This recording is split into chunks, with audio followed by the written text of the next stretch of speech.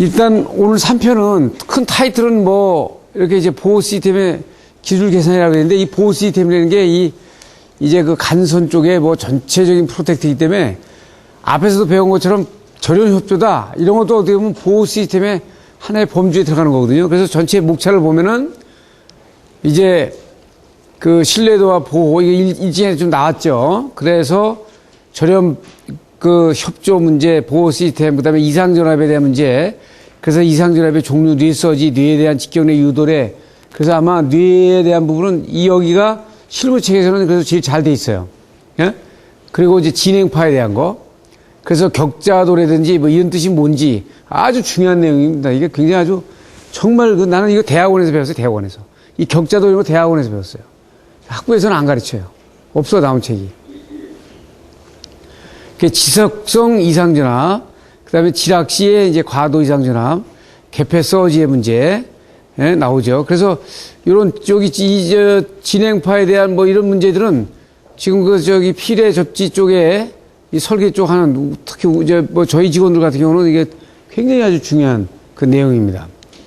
그리고 절연기급의 시험 문제, 절연 강도에 대한 거, 5호선 절연 강도, 그 다음에 피레기,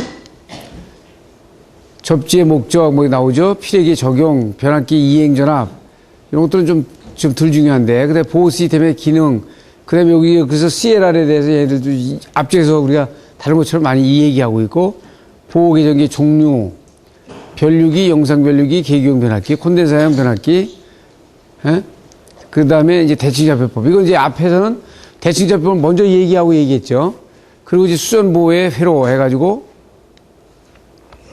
루프 수전, 뭐, 스포트 네트워크 평행 이외선, 에? 변압기 그 보호장치에 대한 거, 모선의 보호 문제, 그리고 배전선의 보호, 그게 전체 보호가 나와 있는 거예요. 배전 방식에 대한 거, 배전선의 지락 보호, 그게 나오죠. 자, 그래서 이제 시설의 보호에 대한 거는 전력 시설을 사고 시에 단락, 지락, 단선, 과열, 기적인 파괴가 있는데 이것이 어떻게 돼요? 확장이 되는 걸 갖다가 이렇게 고장난 데만 좀 이게 줄여주는 거지. 고장난 데로 줄여주는 거예요. 이게 이제 어떻게 보면 보호의 개념이에요. 그러니까 보호해야 된다는 거는 그 고장 개소를 갖다가 좀 축소화시켜가지고 대형으로 다 넘어가는 걸 갖다가 좀 막자 하는 개념으로 다 이제 접근이 된다고. 그래서 이 신뢰도는 일장에서 나왔었죠. 그죠? 예? 일장에 나왔죠. 처음에 배웠어. 그러니까 여기다 수치 넣어가지고 계산했죠. 그죠? 그러니까 이건 뭐냐면, 이건 지금 무슨 얘기냐. 앞에 쓴 기술자하고 이 뒤에 쓴 그 기술자하고 거의 유사한 테마를 던졌는데 접근을 이렇게 한 거예요. 예? 그렇지만 이제 조금 다른 각도로 이렇게 설명을 했지. 이건 이제 우리가 다 배운 겁니다. 그래서 절연협조라는 건 제가 중요한 의미라고 했지. 굉장히 중요하다. 그 전기 기술자가 절연협조가 되냐 안 되냐 이런 말을 할 때 그 말을 알아듣는 것도 굉장히 그 실력이 있는 거예요. 절연협조 중요하다. 제가 그랬죠. 에? 발전 수업도 말단까지 가면은 그게 단계별로 절연이 돼야 된다. 그러니까 예를 들어서 여기에 이 전선에 220V 전선에다가 여기에 3400V 전선 쓸 수 있죠. 그죠? 에? 여기 220V용 전선에 이렇게 얇은 전선에 그 PVC를 갖다가 3300V용 절연 전선을 쓰면은 그 굵기에 3300V 절연 전선을 쓸 수 있어요. 그러니까 전기 쓰는데 지장 없다고. 그런데 절연 협조가 안 된 거지, 그지? 왜냐면은 이 말단은 3300V 절연 전선을 썼고, 그 윗단에서 600V를 썼으면은 말단에서 단락이 생기면 어떻게 돼 있어요? 위에가 터지지, 그죠? 그 밑에가 터져나가는 게 아니고, 밑에가 들러붙어가지고 밑에가 단선이 나야 되는데, 위로 접근한다고. 예? 그러니까 그렇게 하면 안 된다, 그지? 깨져나가도 순서적으로 맨 밑에서부터 깨져나가야 된다, 이거예요. 그게 절연협조예요. 굉장히 중요한 개념입니다. 여러분들 저는 시험 문제 내면 이런 거 내요. 진짜. 절연협조에 대한 개념에 대해서 귀하가 아는 바를 쓰라. 그러면 뭐 어느 사람은 뭐 그냥 이만큼 쓰는 사람이 있고 어느 사람이 이렇게 쓰는 사람이 있는데 거기에서 그 쓰는 그 내용을 쭉 보면은 이 사람의 본전이 다 나온다고. 이게 어느 정도 실력이 있다. 이 답안지 쓴 사람은 이 실력이 어느 정도 있다는 것이 다 나와요. 그래서 제가 앞에서 뒤에 그림 하나 나오겠습니다만은 굉장히 여러 번 얘기했어. 여러 번 얘기했습니다. 굉장히 중요하다. 그래서 보호개전기라는 거는 이제 계통전력이라든지 기기 이상전압을 조속히 제거하거나 그 국한을 시키는 거지. 국한을 시키는 거예요. 그리고 수전조로부터 부하 말단에 이르기까지 만약 사고가 발생할 때, 그 확대 방지를 하는 거예요. 근데 확대 방지를 한다고 해서 돈을 엄청나게 들이면 안 되지. 그러니까 경제성하고 이거를 잘 맞아떨어지게 만들어줘야 되죠. 그래서 이상전압의 발생은 유도리하고 직경례, 그리고 이게 지속적으로 이상전압이 들어오는 거하고 간헐적으로 들어왔다 안 들어왔다 하는 거하고 이렇게 나눌 수 있어요. 그죠? 자, 뇌서지. 이제 뇌에서 들어오는 것이 이제 가장 크기 때문에 그러는데, 뇌서지는 연뇌, 계뇌, 지역뇌, 자연뇌라고 있는데, 이게 이제 뭐냐면 그 계절에 따라서 되는 거, 계절에 따라서 낙나가 치는 거, 또 그 대지가 갑자기 뜨거워져서 되는 거, 이런 부분들에 대한 그 지역뇌라는 거는 지금 여러분들 우리도 그 경부고속도로나 이런 데 지나가다 보면은,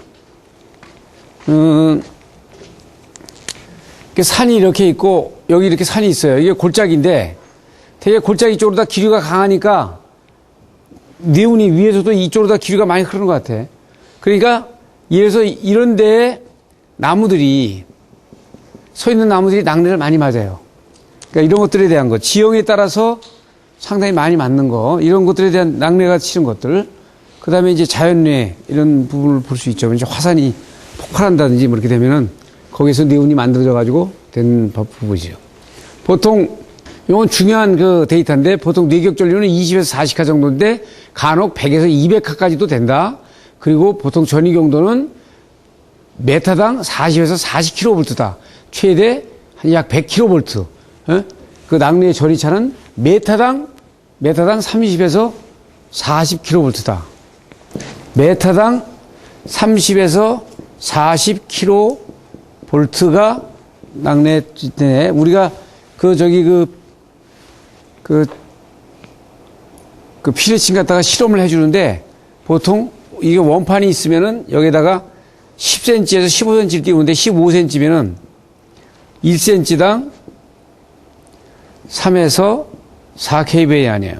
그러니까 15cm면은 약 45kVA 정도면은, 45kVA면 15cm면 45kVA 정도만 걸면은 거기서 벌써 방전이 일어난다고. 그러니까 1m에 30에서 40, 1000m 하면은 거기다 곱하면 돼요. 그래서 수억 볼트가 걸린다는 거예요. 그래서 10km 상공이다. 그러면 곱하기 10km 상공이니까 만을 곱해주면은 뭐 3억 볼트가 되나요? 이렇게 되는 거지. 요 수치가 그렇게 나오는 거죠. 요 수치가 있는 것이 이제 그 중요하고, 그리고 뭐 이제 이런 것들은 이제 이상전압의 내부 관계도를 얘기한 거고, 음전압이 양전압이 뭐 이거는 이제 뇌운이 발생이 되면은, 대지가 뜨거워지면서 상승기류가 생기면서 공기가 위로 올라가서 차가운 공기를 만나면은 거기서 그 물방울이 맺히고 수증기가 맺히면서 얼으면은 비중이 생기고, 무거우니까 떨어지면 돌면서 떨어지는데, 돌면서 떨어지면서 밑에 뜨거운 공기하고 그 부딪히죠. 부딪히면서 녹으면서 마이너스 전하와 음전하로다가 가진 그 뇌운이 갈라지면서 마이너스 전하들은 마이너스대로, 음전하는 음전하대로 모이면은 그게 이제 뇌운 방정이 되고 거기서 내려가 주는 거예요. 그러니까 음전하가 가지고 있는 것에 비가 내릴 수 있고, 양전하를 가지고 있는 것에 비가 내릴 수 있는 것이죠. 예. 기류 속도는 보통 세크당 80cm. 예? 80cm. 그러니까 예를 들어서 이런 것도 수치도 굉장히 중요한 거예요. 이건 일본 자료고, 발생 빈도고, 보통 쿨롬은 10에서 한 25쿨롬이고, 많을 때는 160쿨롬까지 가고, 그 다음에 전력량은 계속 시간이 짧기 때문에 보통 4에서 100kWh 정도 불과하지만, 순간 전력은 전류값이 큰 것은 수억에서 수십억 kW가 된다 이거지. 예를 들어서 낙내가 이렇게 이런 수치를 가지고 있다는 얘기예요. 그 직경내, 도체 직격. 일반 pH면 직경내를 그냥 잡아당기는 거지만 직경내를 확률을, 빈도를 줄이는 거지. 그래서 도체 직경내에 대한 부분이 이제 나와 있어요. 지금 이게 이제 200 kb까지 나가는 거지. 그래서 뇌격이 들어가면 양쪽에 트래블링을 해요. 야, 가공철 타고 양쪽 가든지 이 철탑을 맞으면 밑으로 방전을 하든지 이것이 역섬나게 돼가지고 프레시 오버로 가는데 이게 이제 제가 전번에도 얘기한 것 같은데 이렇게 철탑이 있으면은 철탑이 제로옴이지만은 제로옴으로 다 접지를 해놨다. 송전선로가 이렇게 있어요. 그래가지고 여기 애자를 이게 달아가지고 이렇게 넘어갔어. 이 애자가 이게 송전선로가 예를 들어서 154 kV라고 그래. 154 kV면은 154 kV 정도면은 이 송전선로의 애자는 이게 아마 3배 정도, 약 한 500 kV 정도까지 견딜 거예요.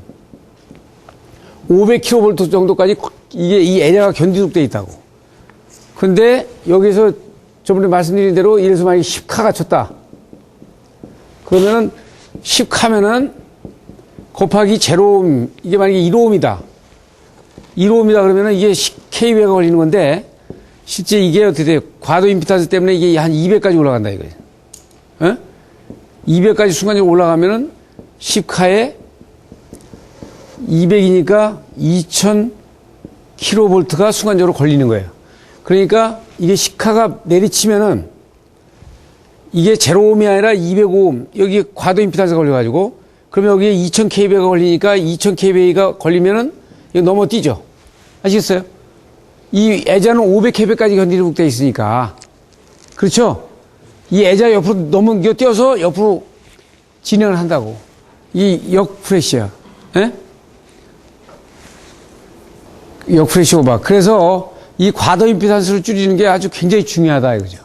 아시겠어요? 예, 과도 임피던스 줄이는 게 아주 그 낙내 쪽에서는 아주 굉장히 중요한 겁니다. 그러니까 여러분들이 그냥 메가로 재가지고 0옴, 1오음이니까 됐다. 이게 되는 게 아니라 5옴이다. 그럼 5옴 이하면 5옴으로만 되는 게 아니다. 평상시 5옴으로 돼 있잖아요. 이거 DC로 쟀을 때.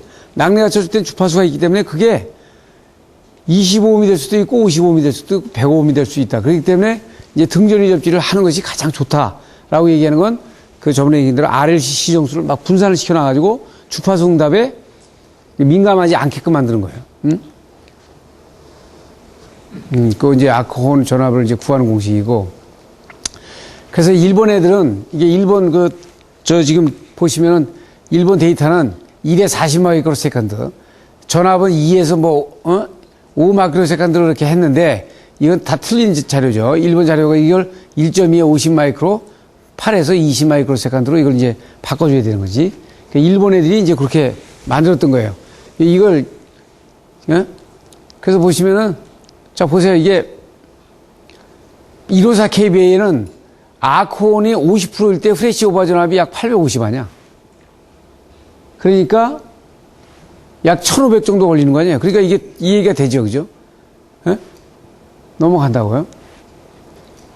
그래서 철탑을 때리면은 이게 이렇게 프레싱을 하고 이렇게 트래블링을 하고 그다음에 내려가는 거고 건너뛰죠. 그래서 이 부분을 이제 등가위로 그러면 이렇게 돼요. 지금 그 피레설비 쪽에 그 국제회의를 가면은 일본 애들이 그걸 카메라로 탁 찍어가지고 낙내가 탁 떨어지면은 그 카메라로 잡은 걸 보면은 한 지점만 만약에 그 전주에 떨어지면 옆에 전주들에 대한 부분이 옆에 쭉 전주들이 약하게 불빛이 그 애자 있는 데서 탁탁 나오는 부분을 이제 들여다 볼 수 있어요. 그러니까 그런 것처럼 실제 이 트래블링 하는 건 이게 이제 과학적으로 다 증명이 된 거지. 그 보통 어떻게 돼요? 한 빛의 속도로 그러니까 전기의 속도가 거의 빛의 속도로다가 그 트래블링을 한다고요. 그래서 이런 역프레시 오버가 방지하기 위해서는 이게 이제 저렴거리 유지 당연히 그 다음에 직경리를 받지 않도록 당연히 하는 게 좋고, 그 다음에 낮은 저항이 좋고, 과도 임피던스 여기는 없는데 과도 임피던스 특성을 좋게 하는 것. 이게 중요하죠. 유도래. 유도래는 이제 유도돼서, 도체로 유도돼서 나가는 부분들. 그래서 이제 유도래는 저번에 앞에서 배운 것처럼 차폐와 정전유도와 전자유도가 있는데, 전자유도는, 정전유도는 어떻게 돼요? 거리만 쫙 좀 벌리면 감쇄가 빠른데, 전자유도는 거리를 멀리 하더라도 감쇄가 많지 않다. 그렇기 때문에 그 부분을 많게 하기 위해서는 이제 절연을 좀 해줘야 되는 부분, 이런 부분들이 이제 전번에 시간에 얘기를 한 거예요. 그래서 그 이제 전이차에서 유도래가 생길 때 도체 선로에 최고 전압이 뜨는 공식은 이렇게 이제 우리가 볼 수 있다. 그죠? 올라가면 올라갈수록, 지상이 높으면 높을수록 이게 높은 거지. 이제, 예? 지상 높으면 높을수록 유도래에서 그 뜨는 전압 크기는 크다. 그렇죠. 이렇게 뜨고, 그래서 이것이 이렇게 트래블링을 하는 거지. 이게 이제 여기에만 뇌운이 있다. 지금 이 그림은 뭐냐면 여기 뇌운이 있다. 그럼 이 선로에 여기 가공지선이 있으면 요 뇌운 바로 밑에가 이런 유도전압이 뜬다 이거죠. 그래가지고 이것이 이렇게 옆으로 트래블링을 하는 거예요. 여행을 하는 거예요. 그러니까 옆으로 쭉 진행을 하는 거지. 진행을 하면서 뭐 섬락도 되는 거고 이렇게 되는 거예요. 그 진행파의 이제 원리. 그래서 이거는 이렇게 이제 이 책에다 이렇게 썼는데 이게 좀 잘 여러분들한테 좀 이해를 가게 하기 위해서 제가 그 전에 기술사 강의했을 때 그 유인물을 이제 가지고 여기다 넣는데 진행파에서는 이렇게 진행파의 종류가 여러 개가 있다고 이렇게. 그래서 제가 앞에서 배운 대로 진행파에서 가장 안 좋은 게 뭐라 그랬어요? 어떤 진행파가 안 좋다고? 이게 이런 초핑이 아주 세게 확 하면 딱 들어오는 거하고 좀 낮은데 이렇게 들어오는 거하고 어떤 게 나쁘냐 이거야. 이게 더 나쁘다고 아시겠어요? 에? 이게 길게 끄는 게 아니라 나쁘지. 이런 서지가 더 나쁘다니까요. 이렇게 아주 충격으로 높게 들어와서 싹 없어지는 게 차라리 나. 그래서 스위칭이 여기에 있다고요. 알았어요? 그러니까 V10이나 이런 거 스위칭을 하게 되면 이런 서지가 나온다고. 낙뢰는 이런 쪽이고. 에? 그러니까 여기 구형파, 개폐 임펄스라고 했잖아. 개폐 임펄스는 이게 구형이야. 이렇게 길어. 에? 이런 게 제일 나쁜 거예요. 아시겠죠? 에? 이렇게 그냥 쭉 가면은 장비가 다 날아가는 거지. 차라리 요거는 바짝 올라갔다 만약에 내려가면 그 순간만 딱 장비가 견뎌주면 되잖아요. 그죠? 그래서 표준 저기는 어떻게 된다고 그랬어? 1.2에 50 마이크로세컨드. 표준 개폐 임펄스 봐요. 250에 2500이야. 한번 생각해봐. 낙뢰는 1.2에 50인데 표준 개폐 임펄스는 250에 2500이니 얼마나 길어요? 상상이 됩니까? 이건 50 마이크로헬스에 싹 없어지는 거야. 근데 이거는 2500 동안 가. 그 1.2에 50 마이크로세컨드라는 거 제가 설명했죠? 이거 오늘도 나오겠지만. 했어요, 안 했어요? 네. 자, 그래서 선로에는 R과 L과 C와 누설 콘덕턴스 이게 다 있어. 그런데 어때? 이 L과 C만 나눠놓고 나머지는 없다고 보는 거야. 없다고 아주 등가위를 그러면 이렇게 그릴 수 있죠? L과 C로 그릴 수 있어. 그러니까 L과 C도 잘라가지고 말이야. 여기 한 구간이라고 보면 도대체 이게 안 되는 거지. 이런 진행파가 이게 진행한다 그러면은 요 짧은 거리를 DX 거리라고 보면 이 DX 거리를 가는 걸 갖다가 미분을 해봐. 그래가지고 LC 정수만 보면 이때 DX 가는 거리를 DT 시간 동안, 짧은 시간 동안 축적된 에너지 DQ라 그러면 EC DX로 볼 수 있고 I는 DT분의 DQ고 그래서 이거 두 개를 붙여가지고 진행파의 속도를 V라고 그러면 V는 거리를 시간으로 나눈 거니까 이 세 식을 합치면 이렇게 되고 그래서 어떻게 돼요? 여기서 D5 해가지고 여기 IL, DX가 나와. 이때 전압을 그래서 이 진행파의 전압을 이를 보면 이 식을 조합을 해보면 I는 I의 LV가 되는 거예요. 이게 5식을 나놓고 이렇게 해서 이제 임피던스 G는 2분의 I니까 요거를 갖다가 이리로 갖고 와. 그 다음에 I는 요 2는 해가지고 뒤로 가버리면 이거 나오니까요. 그러면 요거 I는 이렇게 나오죠. I 이거 나오고 2는 이거 나오니까 요거 다 대입을 하면 G는 C분의 L이 된다고. 이걸 파동 임피던스라고 하는 거예요. 그러니까 우리가 전기 기사 시험에 보면 파동 임피던스 G는 해가지고 전기 기사 시험 보면 파동 임피던스 G는 해가지고 1 루트 C분의 L 2 루트 L분의 C 뭐 3 뭐 R분의 C 루트 그 다음에 4 뭐 이렇게 해가지고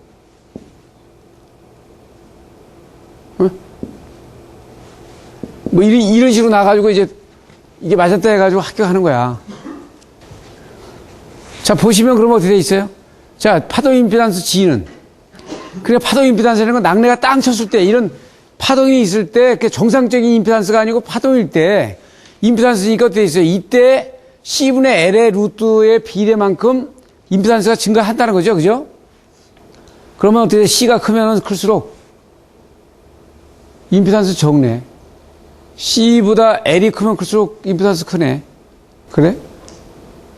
이 C는 뭐예요? 이거는 순수하게 C 성분 아니야? 그러면 거기에 어떻게 돼 있어요? 그 유도성 임피던스를 또 정리하려면 또 다른 방법으로 가야 되는 거야. 지금 이거는 그냥 선로에 정상적인 파형이 아닌 정상적인 주파수가 아닌 이상 주파수가 왔을 때에 그때의 임피던스를 말하는 거예요. 그런데 이것도 가정이 많지. 가정이 어디 돼 있어요? 가정이 여기다 앞에 가정이 뭐라고 돼 있어요? L과 C만 있다고 치자. 에? 다른 선로 장수는 없다고 치자. 그 다음에 요것이 요렇게 어떻게 보면 진행을 하는 조건이다. 이렇게 되는 거예요. 그렇지만 이것도 굉장히 어떻게 보면 가정이 많기 때문에 정확한 건 아니야. 그죠? 하지만 우리가 오음의 법칙 보듯이 이렇게 보는 거예요. 그래서 이 파동 임피던스를 가지고 만약에 이런 전선에 L 거리에 L은 이제 만약에 인덕턴스면 L의 인덕턴스에 대한 이 수식은 줬어. 여기다 넣어. 그러면 가공선로에 L과 C를 이게 우리가 많이 표시하잖아요. 책에 많아. 이게. 이 선로를 줍니다. 주니까 이거 갖다가 이게 수식에다 넣어보면 파동 임피던스 L과 C를 보면은, 요렇게 나와. 그러면 어떻게 있어요? 그때의 전파속도 V는 LC분의 1이니까 전파속도는 약 3 곱하기 10의 5승 km/s니까 이게 빛의 속도입니다. 그래서 빛의 속도로 간다 이렇게 볼 수 있는 거예요. 네? 그래서 가공선로에는 서지 임피던스가 G가 약 500이고 케이블이 되면 G는 50이 되는 거예요. 굉장히 중요한 데이터입니다. 거기다 쓰세요. 가공선로는 약 500오hm, 케이블 선로는 약 50.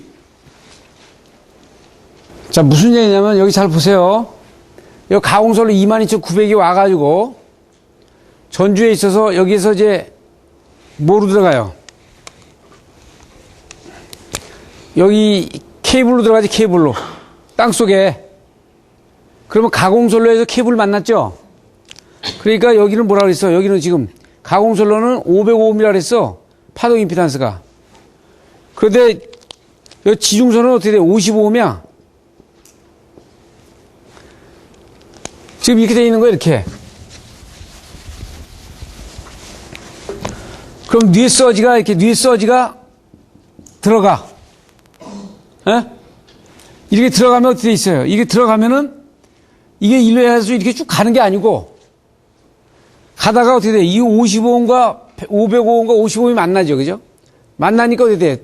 진행을 하겠어? 안 하겠어? 임피던스가 신호가 잘 가는 거는 임피던스가 매칭이 돼야 되잖아요. 여기 500이면 여기 500이 돼야 이게 쫙 다 들어가 버리지. 에? 그러니까 이게 어떻게 돼요? 조금만 가고 이게 어떻게 된다고? 이게 갔다가 벽에 부딪힌 것처럼 반사를 하지.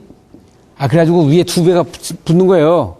그렇지. 그러면 어떻게 돼? 요 말단 지점에 붙는 지점에 여기 과전압이 걸리지, 과전압이. 과전압이 걸리잖아요. 여기 과전압이 걸린다고 맨 말단 지점에. 간 놈이 땅 가가지고 일로 지나가지 못하고 어떻게 돼? 임피던스가 다르니까 다시 치는 거지, 이렇게. 치니까 어떻게 돼요? 간 만큼 다시 쳐오니까 이게 2배가 되는 거죠? 그러니까 여기다가 뭘 달아? 피레기를 다는 거예요. 아시겠어요? 그러니까 가공지선에서 끝나가지고 지중선으로 들어가는 데는 다 피레기를 단다고. 그래서 그 높은 부분이 여기로 들어가라, 이렇게 해가지고. 아시겠어요? 그래서 요거를 서지 반사판을 없애려고 서지 임피던스와 같은 임피던스 설치해야 된다. 그래서 이제 이걸 이렇게 계산을 해보면은 계산을 할 수 있어요. 그래서 요 계산식이 결과식으로 다 그냥 여기 나와 있어. 그 책에는 유도 되는 식을 안 보여줬고. 그래서 이걸 여러분한테 나눠줄 테니까 그건 갖다가 이제 보세요. 예? 그리고 이게 그래서 가공선로가 있고 케이블이 있으면은 진행하는 거 이게 다르지. 그래서 이걸 계산해 보면 약 반사파가 0.8 정도가 된다. 80%. 80%가 반사를 하고 20%만 들어간다 이거지. 예? 이렇게 가공선로에서 케이블이 될 경우에 그러니까 여기서 어떻게 계산을 이렇게 해보면은 여기에 100이라는 것이 갔으면은 여기 100이라는 파형이 갔으면 20이 1로 들어가고요. 80은 1로 다시 뒤로 온다 이거. 그러니까 이게 180이 걸리는 거야 이쪽이. 그래서 예를 들어서 만약에 가정을 선로저항 R만 존재하는 것으로 하고 전압이 일정하고 서지를 순간적으로 DC 구형파로 보면 서울에서 스위치를 딱 집어넣어 가지고 부산까지 딱 이게 서울에서 450km야. 서울에 스위치를 딱 집어넣었어. 딱 집어넣었는데 전압이 일정한 전압을 DC 구형파로 다 집어넣었다고 보면은 이게 여기로 가는 속도가 어떻게 되냐면 어떻게 돼 있어요? 아까 450을 빛의 속도로 간다고 했으니까 나누면은 약 1.5m per sec. 그러니까 1.5ms. 그러니까 약 1.5ms 후에 요 부산에 도착을 한다고. 이 빛이, 전기의 에너지가 도착을 하는 거예요. 전압이. 그래서 이거를 최대점을 이렇게 나눠놓고 요 부분을 이렇게 이제 나눠서 보면 0.45로 되고 그래서 이것이 이렇게 간다고 보는 거예요. 1.5ms에 이렇게 가는 거지. 서울, 대전, 대구, 부산이면 여기 에너지 가서 여기서 다시 반사파되면 요것이 2.0 그럼 다시 가다가 다시 소모되니까 최대가 이쪽에 걸리는 거죠. 예? 그러니까 이렇게 없어져. 싹 없어지는 거예요. 그러니까 이거는 0.5ms에서부터 없어지는, 사라지는 세크까지를 이렇게 단계별로 이렇게 도용을 해본 거예요. 그래서 가공선로의 서지 특성, 그리고 케이블의 서지 특성, 이거 책에서 다 준단 말이에요. 그런데 그게 다르다 이거지, 이렇게. 예? 그래서 속도는 LC분의 1, 전파 속도는. 그래서 그걸 계산해보니까 약 빛의 속도다. 예? 이 예제는 이제 보시면 되고. 그래서 진행파의 반사 및 투과. 그래서 앞에 본 것처럼 전압은 어떻게 된다고? 전압 진행파는 겹칩니다. 위로 2배로. 근데 전류는 반대로 겹치기 때문에 상쇄가 돼버려요. 그래서 이상전압에 대한 건 전압을 고려하지 전류에 대한 부분은 고려하지 않아요. 아시겠어요? 예? 이 선로에서는 그렇다 이거지. 그래서 이거 지금 계산한 것들이에요. 그래서 한 선에만 서지 갈 때, 두 선에 갈 때, 세 선에 갔을 때 뭐 이게 돼 있고, 뭐 보시면 이건 뭐 간단하게 얘기가 되고. 그 다음에 격자죠. 격자도 의미 중요라고 그랬어요. 거기다 어디다 치세요. 이건 여기서 아니면은 어디서 들을 데가 없어.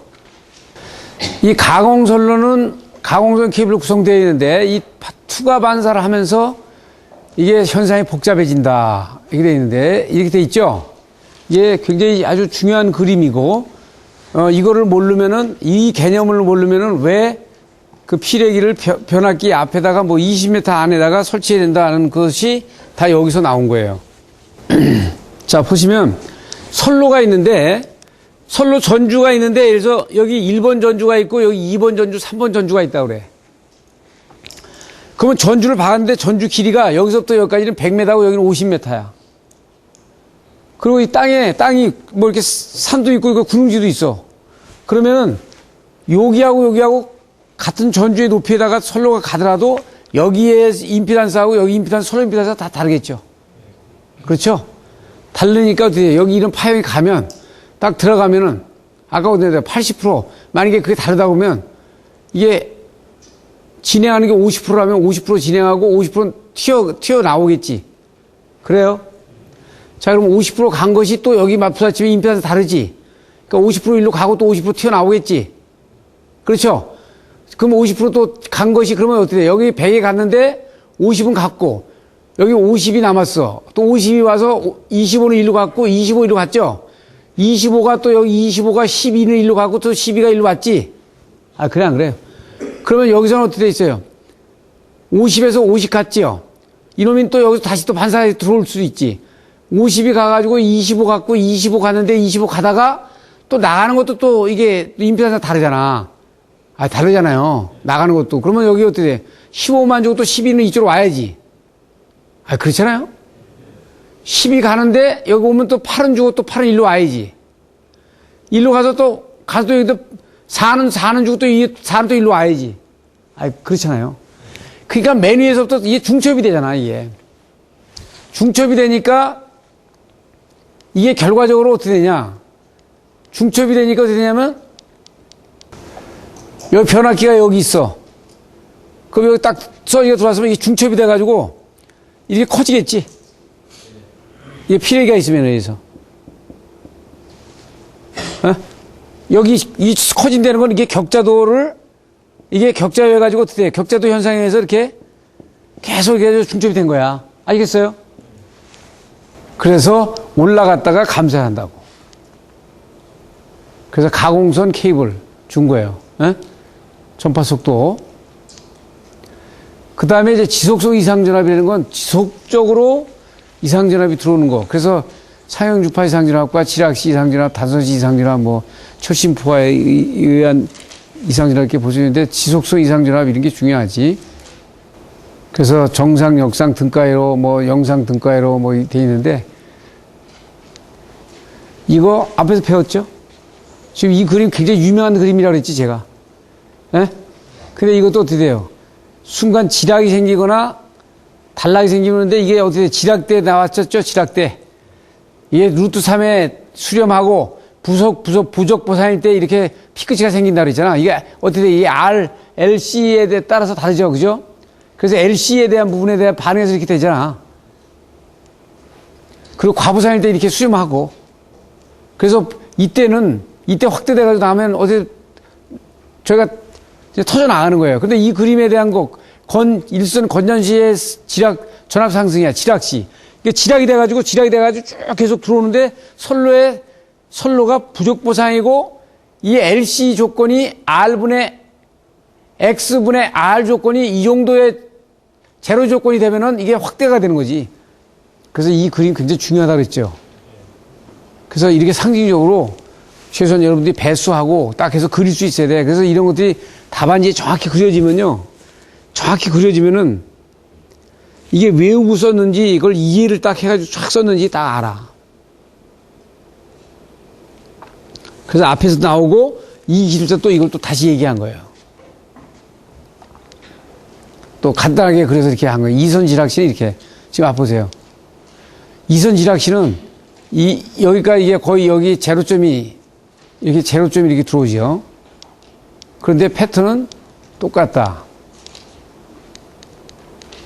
앞으로 붙고 일선 지락시는 이 부분이 이렇게 루트 3 쪽에 이렇게 하면서 여기 배수 부분이 요것이 약 이렇게 뒤쪽으로 다 약 한 -3 이쪽으로 가 있는데 실제 이거는 폭이 넓게끔 가 있고 이 선은 폭이 좁게끔 가 있죠. 이런 것들이 조금씩 다른 거예요. 그리고 이제 접지계수. 이게 테이블이 아주 중요하다. 우리나라는 유효 접지계입니까? 비유효 접지계입니까?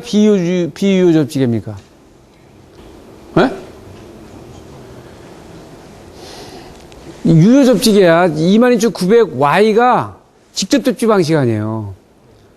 그래서 1종, 2종, 3종 하면 안 된다는 거야. 아시겠어요? 이 1종, 2종, 3종은 비유효 접지계야. 유효 접지계와 비유효 접지계가 합쳐버리면 뭐가 될까?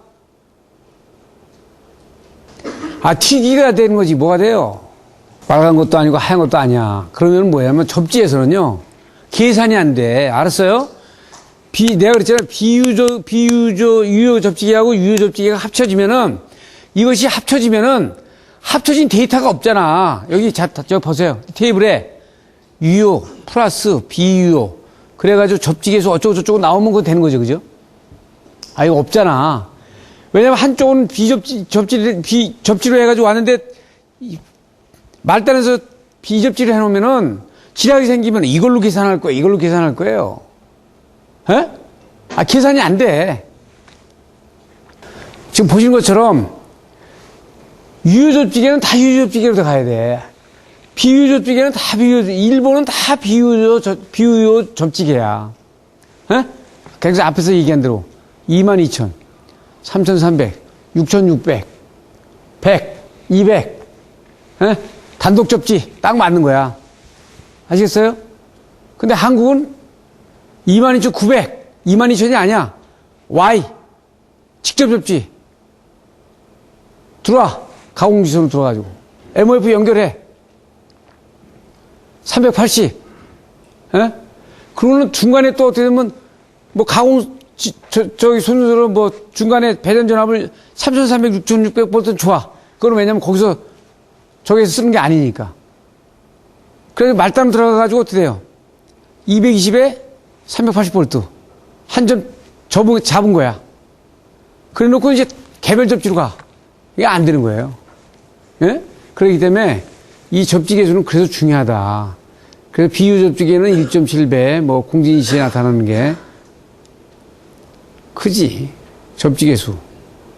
건전상 대지전압 낮지. 유접지계는 낮아요. 지금 보세요. 22,900에 22,900을 루트 3으로 나누면 얼마야? 에? 18. 얼마 되나요? 계산해봐. 13. 뭐 나올 텐데. 막 13kb라 되라고 그래, 약. 아시겠어요? 이거밖에 안 돼. 그러니까 이렇게 나오잖아. 이렇게 나오면은,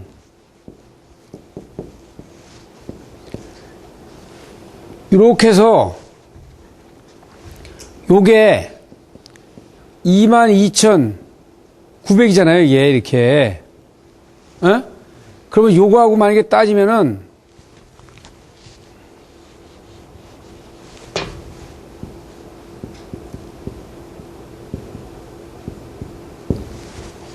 어?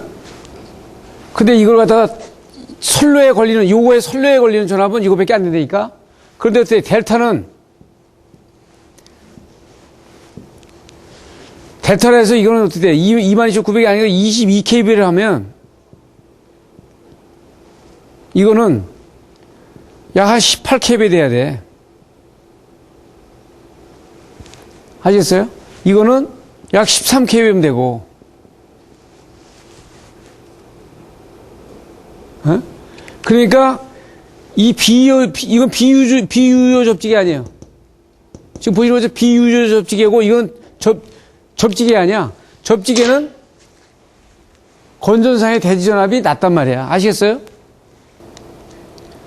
그걸 이제 계수 분포로 나오는 거고 비유 접지계 나오는 거고 뭐 변압기 비유 특수 철공진 이상전압 이거는 간혹 이제 나타나는 것들이기 때문에 참고만 하시고. 그 지락 시에 이제 과도 이상전압이 1선 지락, 2선 지락, 뭐 지락점 제점호 뭐 이상전압 나오는 거고요. 자, 1선 지락 시에 과도 이상전압, 그 다음 2선 지락 시에 과도 이상전압. 이건 뭐 짧은 것 때문에 관계없어. 그런데 이제 지락점의 제점호. 그래서 이거 굉장히 요거에 대해서는 제가 어디에 있어요? 432페이지 1편에 콘덴서의 특이 현상이 있었죠? 콘덴사. 그래서 어떻게 그 송전솔로에서 야간에 차단기가 들어가면은 L값이 없는 거죠. 야간에 차단기가 들어가면 L값이 없고 C값만 존재하니까 그 솔로가 어떻게 송전솔로가 C만의 회로가 되기 때문에 그럴 때는 밤에 차단기가 들어가면은 이때 재점호 현상에서 붙었다 떨어졌다 차단기가 만약에 떨어지더라도 다시 재점호할 수 있다고 했죠. 재점호하는 현상은 내가 등가위로 그래야 설명 다 했지. 예? 그 다음에 개폐서지. 무바솔로 개폐서지. 이 개폐서지에 대한 것도 제가 설명을 했죠. 예? 13579로 해가지고 C만의 회로 해서 등가위로 해가지고 여러분들 설명했어. 그래서 이게 L이 없어지면 이게 C가 있을 때는 이게 이제 LC가 교합이 되면 그래도 공식해가지고 나는데 이게 만약에 L이 없어지고 C만에 있을 때는 이게 확대가 된다는 얘기야. 그 앞에서 그 설명한 내용을 또 이렇게 다른 측면으로 이렇게 설명을 하는 거예요. 그 다음에 이제 교류의 과전압의 배수에 대한 신뢰는 아주 상당히 중요하다. 왜냐하면은 우리가 비저접지기에서 3,300, 6,600, 저항접지기. 저항접지기에서 154 같은 경우는 이게 Y니까 저항접지기거든. 이때 보통 보면 과전압이 걸리는, 부하 차단 시에 과전압 걸리는 배수를 갖다가 얘기를 하고 있는데 보통 실제로다가 비저항접지기나 지접접지기보다 이 비접지기가 굉장히 드물게 발생되지만 과전압의 최대값이 굉장히 크다고요. 아시겠어요? 크다고. 그러니까 이 비유효 접지기에서 차단이 되거나 할 때 이상전압이 발생되는 것이 이 유효 접지기보다는 굉장히 크단 말이지. 그 전기 기기 강도, 절연 계급과 시험 전압이 나오고요. 그래서 여기서 이제 우리가 60호에서 뭐 20호가 적용된다. 이게 다 일본 애들이 만든 거예요. 아시겠어요?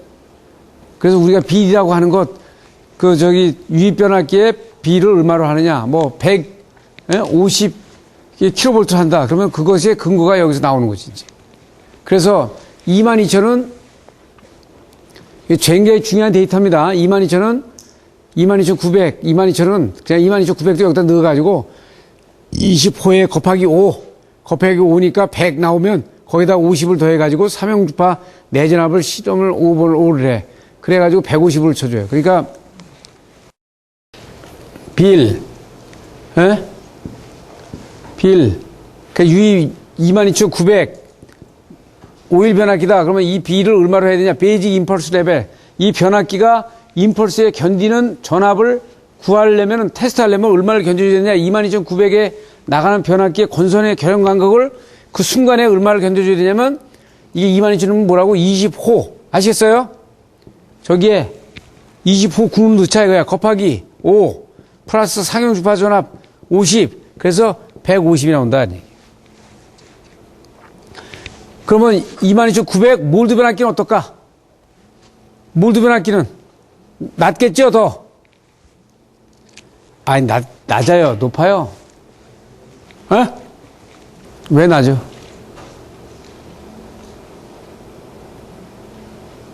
왜 낮아요?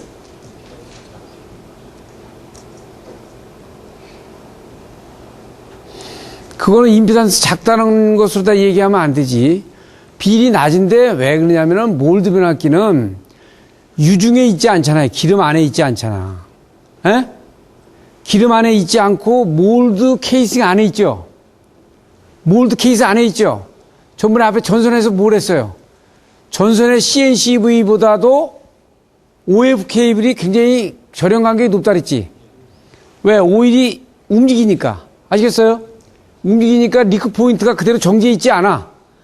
오일 변압기도 마찬가지야. 오일이 돌죠. 도르니까 이 리크 포인트가 한 점에 정지해 있질 않아. 그러니까 절연 간격이 높은 거예요. 그런데 몰드 변압기는 한번 케이스이 딱 몰드가 되면 더 좋은 것 같은데 어떻게 돼요? 한번 리크 포인트가 생기면은 그 지점으로 계속 부은 반경이 생기지. 그래도 깨져나가기 때문에 낮은 거예요. 아시겠어요? 그렇기 때문에 거기다 서지 프로텍터를 다 달아야지. 그러니까 설계를 하거나 뭐 이렇게 하면은 그 완투가 다 있다니까. 그러니까 그런 걸 저번에 깔고 탁탁탁탁 어프로치를 하는 거하고는 그냥 막 22,900에 몰드 변압기에 대한 서지 뭐 업소버를 단다.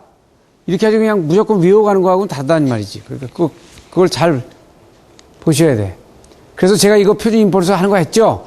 여기서 수직으로 그려가지고 여기 그 10% 지점과 90% 지점을 직선으로 그리면은 요 만나는 점이 나오는데 여기서 내리면은 이것이 1.2고 여기서부터 내려가서 50% 지점에 여기까지가 50 마이크로 세컨드다 이거야. 아시겠어요? 기기의 절연 강도, 내부 절연과 외부 절연. 이 VT 곡선이 그렇게 중요하다고 그랬죠? 아까 그거 했지? 아니, 말단이면 말단에 이 전압이 맞게끔 돼야지. 여기다 3,300V 전선을 쓰면 안 되죠? 그죠? 이 VT 곡선이 얼마나 한전 같은 경우 중요하냐면은, 자, 여기에 이 발전소를 이렇게 링크로 걸어가지고 했어. 그리고 이제 22,900을 다 공급을 하는데 22,900의 애자를 이런 애자를 2개 꽂아가지고 철대 위에다가 여기에 전선을 이렇게 전선이 가. 어? 2만이 전선이 간다고. 근데 예를 들어서 만약에 전선이 전국에 쭉 이렇게 가는데, 뭐 대전, 한전 지점이 좀 힘이 세다고 그래. 예를 들어서. 야, 대전은 사고를 어깨라. 예산 타가 와가지고 대전을 하나를 더 놔버려. 여기다가. 애자를. 할 수 있잖아요. 그러니까 대전 지역에 전부 다 가공지선에는 애자를 하나씩 더 달아버려. 그러면 사고가 없죠. 여기 비 오거나 그러면 여기 아크 생기거나 무슨 방전 생기는 게 없으니까 그냥 다 달아버려. 그럼 무슨 현상이 나오겠어요? 그러면은 대전 때문에 대전에서 사고 나면은 여기서 2만이 주는 거면 여기서 사고 나가지고 터져 나가야 되거든? 근데 터져 안 나가니까 상단이 터져 나가지. 상단으로 나갈 거 아니에요. 그러니까 상단 터져 나가면 사고 범위가 더 커지는 거지, 이제. 아시겠어요? 이제, 충청도 전 지역으로 가는 거야. 그것처럼 이 절연협조, 이 사인 커브대로 절연이 돼야 된다, 이런 얘기야. 가공선로 765, 345, 165. 이게 쭉 내려오면은 145 이렇게 해가지고 내려오면 이 순서대로 돼야 된다, 이거예요. 이 VT 특성이 이렇게 중요하다고요. 아시겠어요? 이거에 따라서 변압기도 거기에 맞게끔 비리 이렇게 맞게끔 된다, 이제. 아시겠죠? VT 곡선. 그래서 제가 변압기가 있으면은 바깥에 부싱이 있고 안에 권선이 있으면은 권선의 절연 곡선이 높아야지. 그래야 임펄스 들어와가지고 변압기가 깨져나가면은 애자가 깨져나가는 게 낫지. 이 밑에 권선이 깨져나가면 통째 다 바꿔야지. 그렇죠. 그러니까 이거 보시면 어떻게 돼요? 권선이 더 높고 부싱이 더 낮아야 된다는 얘기야. 이런 것들이 이제 그런 의미가 있는 거예요. 유동대전이라 그래가지고 큰 변압기 같은 경우는 아주 대형 변압기 같은 경우는 기름을 넣으면은 기름이 돌잖아요. 그죠? 돌죠? 이 돌면은 도는 속도에 의해서 거기서 정전기가 발생이 돼. 그러니까 여러분들 아시면 이게 돌면은 이 코를 가지고 이렇게 쭉 돈다 그러면은 기름이 바깥에 벽면에 도는 거하고 안에 도는 거하고 속도가 다르겠죠. 그죠? 속도가 다르니까 거기에서 정전량이 다르고 거기서 정전 에너지가 만들어져 가지고 불꽃이 없으면서 불구하고 변압기가 폭발을 해서 터져나가는 경우도 있어요. 그래서 여러분들 기름 유조차들 탱크로리에 기름을 싣고 가면은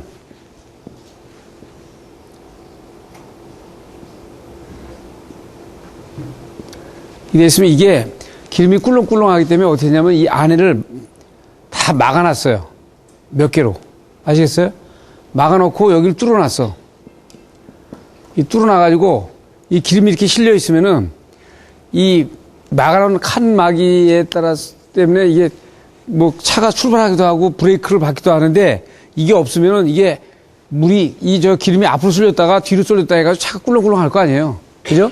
그러니까 이게 칸을 막아놔가지고 칸에다가 밑에 구멍을 뚫어가지고 기름이 통과를 해서 이게 꿀렁꿀렁 거리지 않게끔 해놨다고. 근데 이걸 해가지고 여러 번 막 달리면은 이것이 계속 출렁출렁 할 거 아니에요.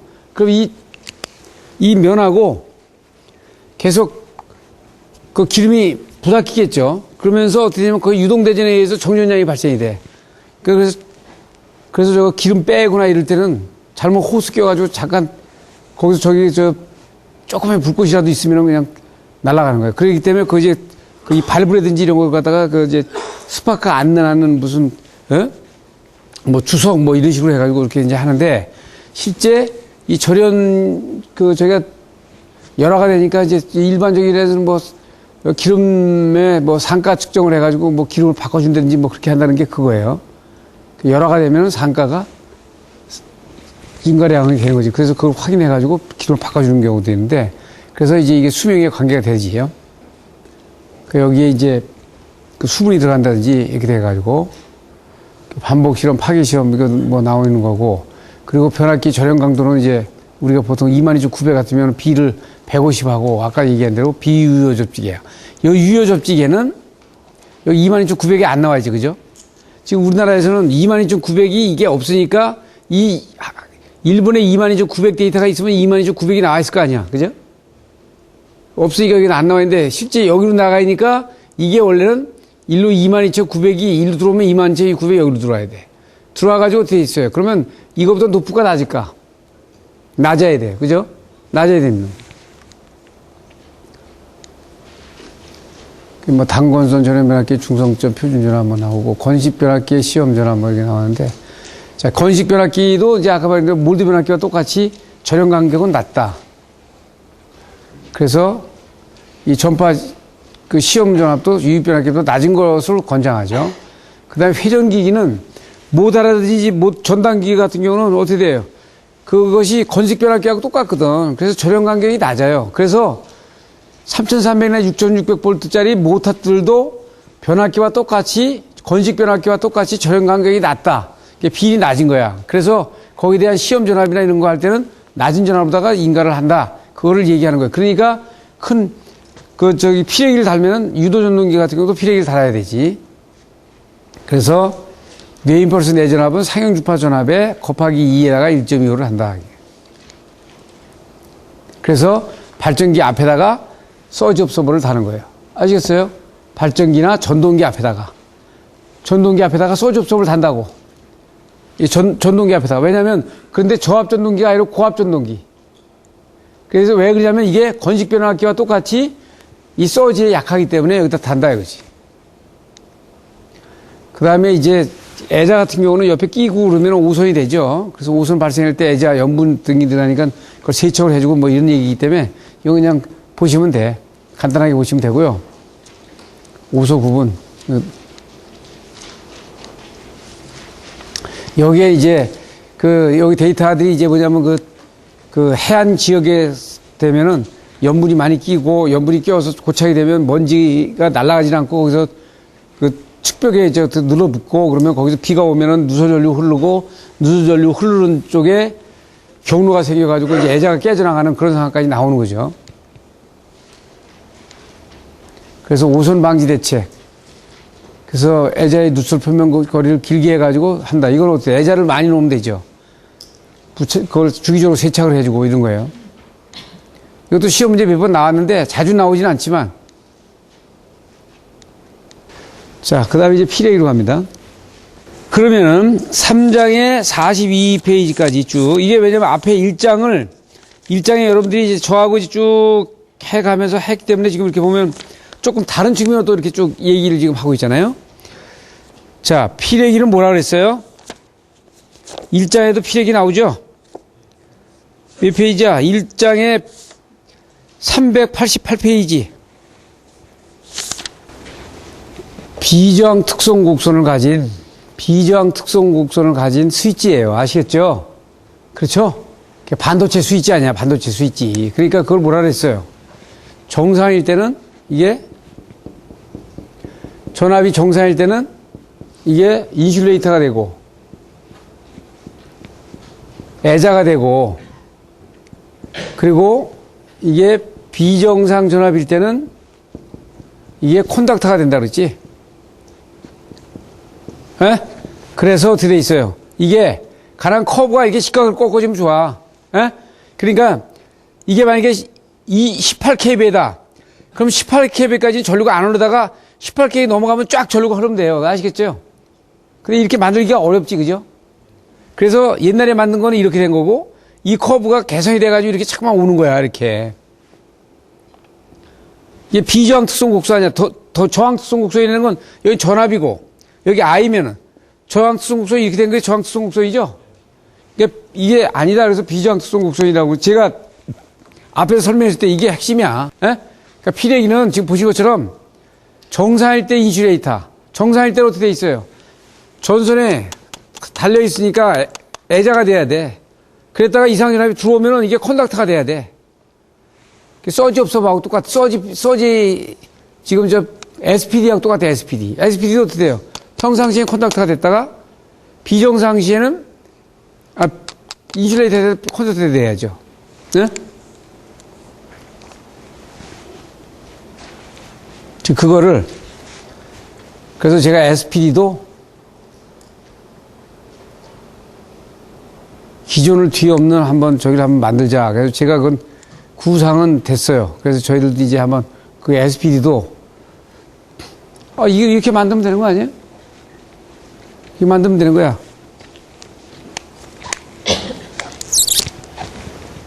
선로가 이렇게 있으면은 SPD를 이렇게 달아놔요. 달아놨잖아요. 접지시켰지. 평상시에는 220V SPD다. 이로 전류가 흐르면 안 돼. 그럼 어떻게 돼? 인슐레이터야, 애자야. 그래서 여기 이상 낙뢰 전류가 흘러오면 들어와야 돼. 이때는 콘덕터가 되는 거예요. 에? 그럼 이 안에 소자를 만들어가지고, 어느 소자가 만들어가지고, 이놈이 딱 기다리고 있다가 평상시엔 애자 역할을 하다가 딱 들어오면은 탁 도통만 시켜주면 돼. 에? 그 이상 거를 도통을 시켜야지. 그래서 이게 단다. 요 그림 중요하죠. 그래서 요 속류가 적을수록 굉장히 좋은 거지. 이게 더 좋은 거지. 그래서 소멸 후에 없어지는 게 가장 좋고, 그래서 이렇게 생겼죠. 그래서 비정 산화연 소자는 여기 들어가 있어요. 이게 산화연 소자가 이렇게 보시면 돼. 사기를 만든다, 사기. 그러니까 예를 들어서 만약에 접시, 유약을 만드는 접시가 있어. 근데 그 접시가 특징이 어느 일정한 전압에서는 딱 절연을 하고 있다가 전압이 조금만 높으면 딱 도체가 돼가지고 딱 전류가 흐르면 되는 거예요. 아시겠어요? 그럼 그 편을 어디다 집으면 되겠지? 그래, 안 그래? 예, 그래요. 그러니까, 그래서 지금 내가 오늘 스피에 샘플을 가져오려고 그랬는데, 산화연 소자를 여기다 집어넣는 거지. 그래서 이거보다는 이렇게 가는 게 좋지, 그지? 이거 확대해서 보는 건데. 그러니까 이게 이렇게 꺾을수록 좋죠. 이건 이미 다 나와 있는 거야. 다 나와 있어서 이거를 지금 앞에서 이제 다 한 내용들이에요. 그 피레기의 이제 특징과 성격에서는 지금 이게 아까 얘기대로 결과적으로 이 두 가지만 실제보다 이렇게 이제 얘기를 하면은 몇 가지로 이렇게 나눠서 이렇게 볼 수 있다. 기계적인 강도, 견뎌줘야지. 공진 견뎌야 되고, 그리고 동작 개시전압, 이게 동작 개시전압이 정확해야지. 그러니까 22,900 같은 경우 18kb를 놓으니까 18kb 넘어가면 바로 동작해야 된다 그랬죠. 제가 종이 접어가지고 여러분들한테 했지. 그죠? 기억나죠? 그 종이 접어가지고 위 거만 동작을 해줘야 되지. 에? 이게 22,900이면은, 맥시멈 전압이 선로의 18kb예요. 아시겠어요? Y면은, 자, 이게 뉴트럴이야. R, S, T면은 요것이 22,900이야. 오케이? 이게 라이브야, 이게 라이브. 살아있는 전선이야. 그런데 대지가 있어요, 대지가. 땅하고는 이거하고 18kb가 돼야 된다고. 알았어. 그래, 안 그래? 이게 맥시멈이야, 이게. 그러면 평상시에 얼마야? 이게 13.2인가 그래. 아시겠어요? 그러면 13.2에서 18kb까지는 안전권이야. 그러니까 여기에 대지의 전압이 18kb에서 13.2까지는 안전권이야. 그랬잖아요. 딱 그려보면 돼. 자, 이렇게 오잖아, 이렇게. 자, 여기로 들어와. 그러면은, 여기가 13.2야. 여기가 18kb야. 그러면은,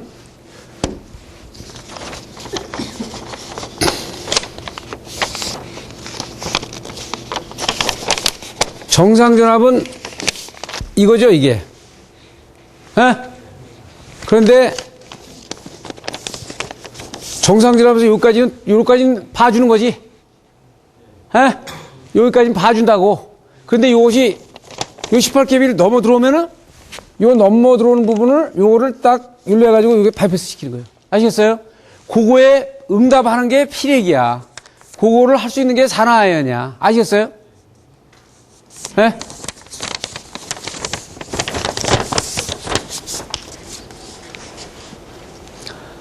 산화연 같은 경우 다 발명특허 묶어놨어, 외국 애들이. 그럼 그걸 발명특허 묶어놨으니까 그걸 생산해도 로얄티 줘야 돼. 그러면 그거를 다른 거로 만들면 될 거 아니야. 에? 그럼 로얄티 안 주고 저 동작하도록 만들면 되잖아요. 그죠? 내가 어저께도 얘기한 건데, 원자폭탄을 만드는데, 원자폭탄은 이미 다 알아. 그럼 원자폭탄을 만들지 말고 다른 폭탄을 만들자. 아, 내가 그랬잖아. 물 1g으로 가지고도 1g을 에너지로 변환하면 달까지 왔다 갔다 하는데, 로켓가. 에? 아, 그럼 물 가지고도 한번 그걸 에너지로 만들면은, 그 과정 프로세스를 어떻게 하느냐에 따라서 에너지가 엄청나잖아요. 그죠?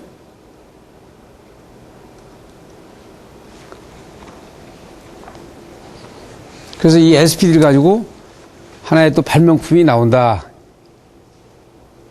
아시겠어요? 어? 그건 뭐야? 간단하고 싸고 동작 정확하고 반대 못하고 그러면 엄청난 효과가 있는 거지.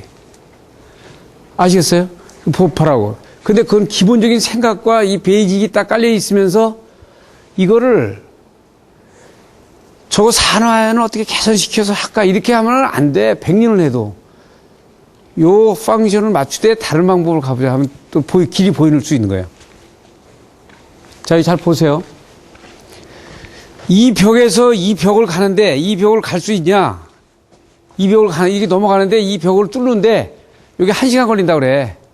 이거 뚫려서 1시간 걸려. 아시겠어요? 1시간 걸려서 이 뒤에 벽을 갈 수 있다니까, 이쪽에서 이동할 수 있어. 근데 여기서 이쪽으로 가는데 달나라로 갔다가 저 횡성으로 갔다가 목성으로 갔다가 그러고 와야 돼. 그렇게 올 수도 있죠. 아, 그런다니까. 근데 그 10분밖에 안 걸려. 그럼 그 방법으로 가는 게 낫지. 에? 아, 잘 이해가 안 가요? 진짜 예를 보여줄게. 비행기를 타고